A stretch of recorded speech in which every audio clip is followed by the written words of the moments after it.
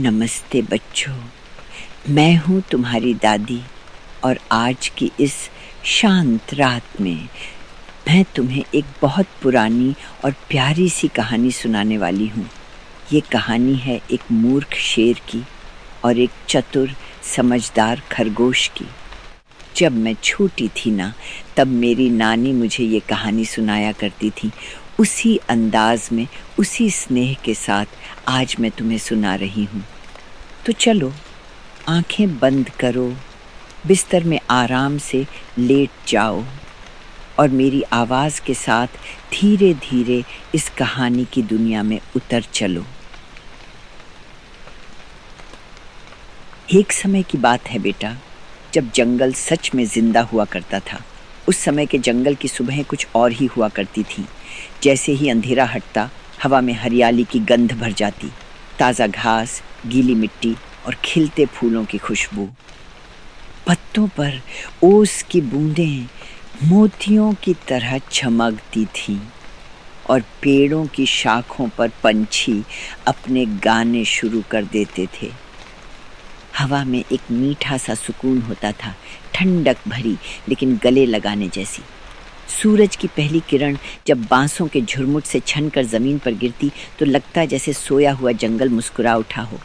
चारों ओर जीवन था। चींटियां कतार बनाकर चल रही थीं, तितलियां हवा में नाच रही थीं और कहीं दूर से पानी की धीमी सी आवाज आ रही थी। हर पत्ता बोलता था, हर हवा कुछ कहती थी और हर जानवर के दिल में भी एक कहानी पलती थी। जंगल में सूरज की पहली किरण के साथ ही पंछी चहचहाने लगते थे और हर जानवर अपने दिन की शुरुआत करता था। वहाँ सबका अपना नियम था, अपना स्थान था। लेकिन उस जंगल की एक ही परेशानी थी, शेर। हर पत्ता बोलता था, हर हवा कुछ कहती थी और हर जानवर के दिल में भी एक कहानी पलती थी। जंगल में सूरज की पहली किरण के साथ ही पंछी चहचहाने लगते थे और हर जानवर अपने दिन की शुरुआत करता था। वहाँ सबका अपना नियम था, अपना स्थान था। लेकिन उस जंगल की एक ही परेशानी थी, शेर। अब ये शेर था तो ताकतवर, लेकिन साथ ही बहुत ही गुस्सैल और घमंडी भी। उसका नाम था विक्रम। उसकी बड़ी बड़ी लाल आंखें, झबरे बाल और भारी भरकम चाल से ही उसकी उपस्थिति डरावनी लगती थी। जब वो जंगल में चलता तो उसके कदमों की ध्वनि से जमीन गांधी और पास के पंछी उड़कर दूर चले जाते। वो अक्सर अपने गुफा के सामने बैठा रहता, पंजों को आगे फैलाए हुए और गरजता हुआ हवा में अपनी बादशाही जताता। कोई भी जानवर उसकी आंखों में आंखें डालकर बात नहीं कर सकता था। ऐसा डर बस उसकी मौजूदगी से ही फैल जाता था। बंदरों की टोली दूर दूर पेड़ों पर ही रहती, हिरन झाड़ियों के पीछे छिपे रहते और हाथी भी शेर की गुफा के रास्ते से मुड़ जाते थे। उसकी गुफा के आसपास की ज़मीन जैसे वीरान सी हो गई थी। वहाँ न घास उगती थी, न चिड़ियाँ चहचहाती थीं। उसका नाम था विक्रम। विक्रम रोज़ एक जानवर को मार कर खाता। कोई उसकी मर्जी के खिलाफ नहीं जा सकता था। जंगल के जानवरों ने कई बार कोशिश की कि वो कहीं और चला जाए, लेकिन हर बार वह और ज़्यादा आक्रामक हो जाता। एक दिन जंगल में एक बड़ी सभा बुलाई गई। वहाँ हाथी, भालू, लोमड़ी, बंदर, खरगोश सब इकट्ठे हुए। चिंता और डर सबके चेहरों पर साफ झलक रहा था। बहुत देर तक बहस होती रही। कोई कहता लड़ो, कोई कहता भागो, लेकिन अंत में सबने माना कि शेर से टकराना आत्मघात होगा। तब लोमड़ी ने एक योजना सुझाई। अगर हम शेर को यह विश्वास दिलाएं कि हम उसकी सेवा कर रहे हैं तो शायद वह हमें मारना बंद कर दे। हाथी ने सिर हिलाया। हमें उसे यह यकीन दिलाना होगा कि हम हर दिन एक जानवर भेजेंगे। उसे शिकार की ज़रूरत नहीं पड़ेगी, कम से कम हमें तैयारी का समय तो मिलेगा। इस पर बंदर बोला, लेकिन हम कैसे यकीन दिलाएंगे? क्या वो मान जाएगा? भालू ने भारी स्वर में कहा, शेर को आराम पसंद है और अगर उसे खाने के लिए रोज कुछ मिले बिना मेहनत के तो शायद वो मान भी जाए। अंततः तय हुआ कि हाथी, जो सबसे बुद्धिमान और प्रतिष्ठित जानवर था, शेर के पास प्रस्ताव लेकर जाएगा। अगले दिन सब जानवर शेर के पास पहुंचे। हाथी ने हाथ जोड़कर कहा, महाराज विक्रम, हम आपके बल और पराक्रम से परिचित हैं। हम चाहते हैं कि अब आप खुद शिकार ना करें। रोज एक जानवर आपकी सेवा में आएगा। शेर ने कुछ सोचा, फिर गुर्राया, ठीक है, लेकिन अगर कोई दिन खाली गया तो मैं तुम्हारे पूरे दल को खत्म कर दूंगा। सब डर के मारे सिर हिलाकर लौट आए। दादी धीरे धीरे कोमल स्वर में, अब बेटा, जैसे जैसे दिन बीते जंगल में सन्नाटा सा छा गया। हर जानवर डर के साए में जीने लगा। लेकिन एक नई चुनौती खड़ी हो गई, हर दिन किसे भेजा जाए। शुरू में सबने आपस में निर्णय लिया, सबसे बूढ़े, बीमार या अकेले जानवर पहले भेजे जाएंगे। फिर एक घूमने वाला पहिया बनाया गया, लकड़ी की एक चक्री जिसे हर सुबह घुमाया जाता और जिस पर नाम लिखे होते। ये चक्री जंगल के बीच बनी एक खुली चौपाल में रखी गई थी और हर सुबह सभी जानवर वहां इकट्ठा होते। उस दिन जिसका नाम आता उसे सबके सामने विदाई दी जाती। कोई जबरन नहीं भेजा जाता था, लेकिन कोई रुकता भी नहीं। डर और जिम्मेदारी ने सबको एक साथ बांध रखा था। फिर आया वो दिन जब नाम आया एक छोटे से खरगोश का। नाम था चिंटू। चिंटू जंगल में सबका प्यारा था। वह रोज सूरज निकलने से पहले उठता, अपने छोटे से गड्ढे के घर के बाहर बैठकर चाय की तरह गर्म धूप सेंकता और पक्षियों के साथ बातें करता। उसका घर पेड़ों के झुरमुट के बीच एक सुंदर सी मिट्टी की सुरंग में था, जिसमें फूलों की बेलें लटकती थीं और दीवारों पर उसके बनाए गए चित्र लगे थे। उसकी माँ उसे प्यार से चिंटू राजा बुलाती थी, क्योंकि वह बहुत समझदार था। हर किसी की बात ध्यान से सुनता, सबकी मदद करता और अगर कोई जानवर दुखी होता तो उसके पास सबसे पहले चिंटू पहुंचता। उसकी चाल में आत्मविश्वास था, लेकिन आंखों में मासूमियत। बंदर उसे अक्सर कहता, अरे चिंता मत कर यार, तू तो राजा बनेगा एक दिन। और चिंटू मुस्कुराकर जवाब देता, राजा नहीं, मैं जंगल का दोस्त बनूंगा। लेकिन उस दिन जब उसका नाम चुना गया, जंगल में जैसे सन्नाटा छा गया। सबने महसूस किया कि एक उजाला खो जाएगा। बहुत ही होशियार और समझदार, उसका मन तो डर से कांप रहा था, लेकिन चेहरा शांत। खरगोश ने जाते जाते अपनी माँ से कहा, मैं ऐसे ही नहीं जाऊंगा। अगर ये मेरा आखिरी दिन है तो कम से कम कोशिश तो करूंगा। उसकी माँ की आंखों में आंसू थे, लेकिन वो भी जानती थी चिंटू बचपन से ही अलग था। खरगोश ने अपनी माँ से लंबा गले मिलकर विदा ली। उसने अपनी गुफा के बाहर खड़े होकर चारों ओर देखा। वहीं पुराने पेड़, बांसों की झुरमुट, तितलियां और मिट्टी की खुशबू।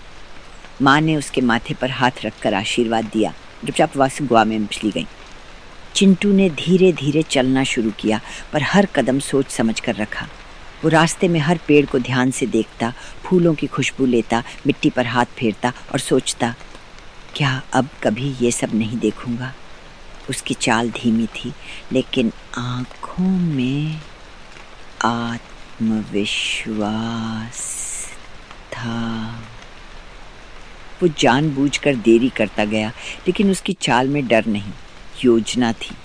वह जानता था जितना समय वह शेर को इंतजार कराएगा, उतना ही बेचैन होगा शेर और उतना ही उसकी योजना काम कर सकती है।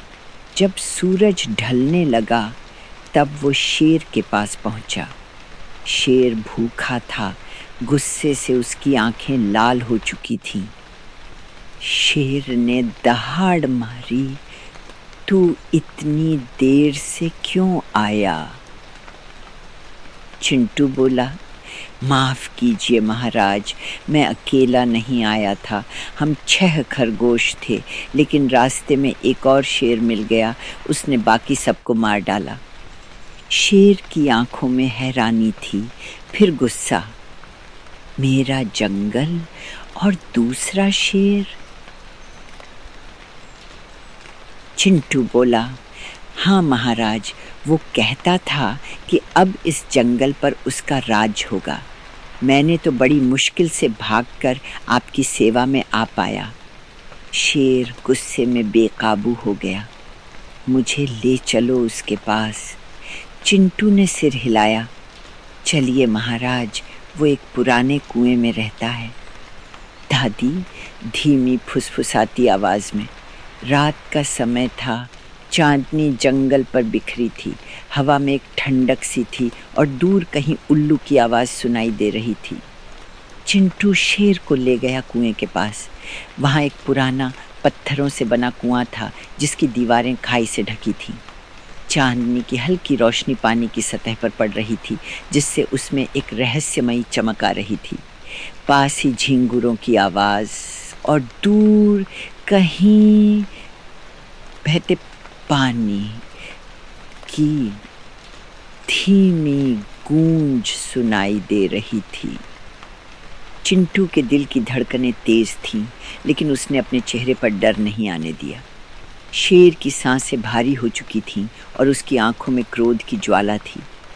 जब वह कुएं के किनारे पहुंचा और अंदर झांका तो उसे अपनी ही परछाई दिखाई दी।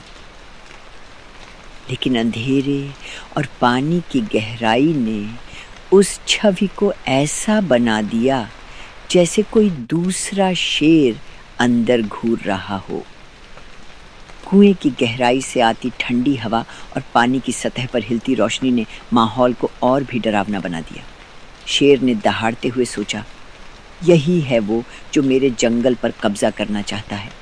शेर ने झांका और देखा, वही दूसरा शेर, पर असल में वो उसकी ही परछाई थी।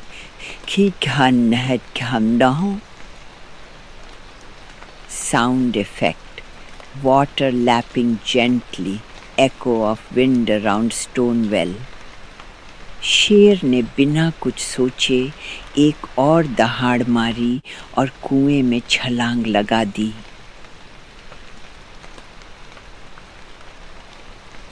दादी बहुत ही कोमल स्नेह से भरी आवाज में, और इस तरह बेटा, जंगल को शांति मिल गई। जैसे ही शेर कुएं में कूदा और उसकी दहाड़ गूंजती हुई शांत हो गई, जंगल में एक लंबी चुप्पी छा गई। सब जानवर दूर दूर से अपने बिलों, पेड़ों और गुफाओं से धीरे धीरे बाहर आने लगे। पहले बंदर चुपके से पेड़ से नीचे उतरा, फिर हिरन ने झाड़ियों से झांका और हाथी ने धीरे से अपनी सूंड हिलाकर संकेत दिया कि अब सब सुरक्षित हैं। उस शाम जंगल में पहली बार किसी ने चैन की सांस ली। चिड़ियाँ फिर से चहचहाने लगीं और पेड़ जैसे झुककर एक दूसरे को गले लगा रहे हों। जानवरों ने चिंटू को चारों ओर से घेर लिया। कोई उसके पैरों से लिपट गया, कोई उसकी पीठ ठपठपाने लगा। उसकी माँ की आंखों में आंसू थे, पर इस बार खुशी के। उस रात जंगल में एक छोटी सी सभा हुई। कोई शोर नहीं, कोई उत्सव नहीं, सिर्फ एक गहरा आभार और राहत की सांस। सबने मिलकर तारों को देखा और दादी की तरह कहा, आज सच में जंगल मुस्कुरा रहा है। एक छोटा सा खरगोश अपनी चतुराई और साहस से उस डरावने शेर से सबको बचा गया। देखा, हमेशा ताकत नहीं चलती, कभी कभी दिमाग और हिम्मत ही सबसे बड़ी ताकत होती है। और कभी हार मानना नहीं चाहिए, क्योंकि अंत में समझदारी की ही जीत होती है।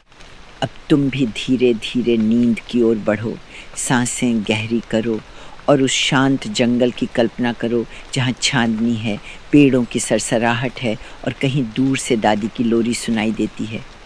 कल फिर मिलेंगे एक और कहानी के साथ।